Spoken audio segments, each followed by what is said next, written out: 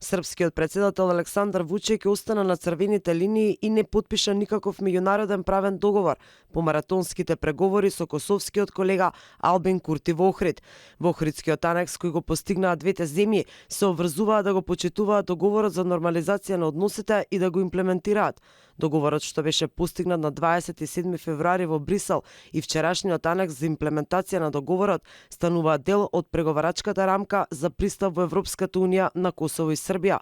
На средбата е договорено србите во Косово да формираат заедница на српски општини. Од сега, ЕУ одделно ќе ги следи Србија и Косово, што имплементираат од договорениот план и тоа ќе им биде репер за европскиот пат. Вучик пред јавноста неколку часа објаснуваше дека не потпишал никаков правен договор, бидејќи Србија е подготвена да работи на имплементација до своите црвени линии. Водим државу Србiju i moj potpis bi bio pravno obavezujući za Republiku Srbiju. Јас ја водам Србија и мојот подпис би бил правно врзувачки за Република Србија. Јас не знам на што ставам подпис, на што не ставам подпис. Се однесувам одговорно и се однесувам сериозно. И колку и да ми е тешко од 10 страни, да слушам 10 луѓе како ми велат дека тоа е добро и дека тоа е важно за нашата земја. Мојата дисциплина и мојата концентрација од секогаш биле на исто или можеби и на повисоко ниво од другите луѓе.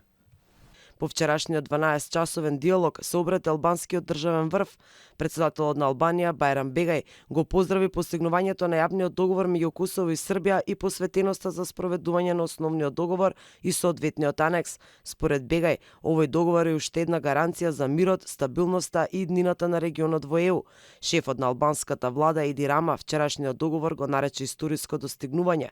Тој исто така напиша дека се надава дека ѓаволот не се крие во деталите.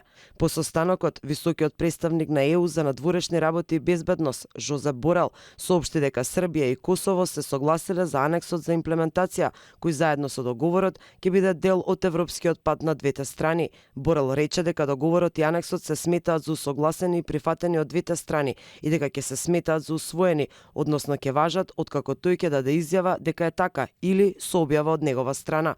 Разговорите меѓу српскиот председател Александар Вучик и косовскиот премиер Албин Курти со посредство на Европската унија вчера во Охрид трае повеќе од 10 часа.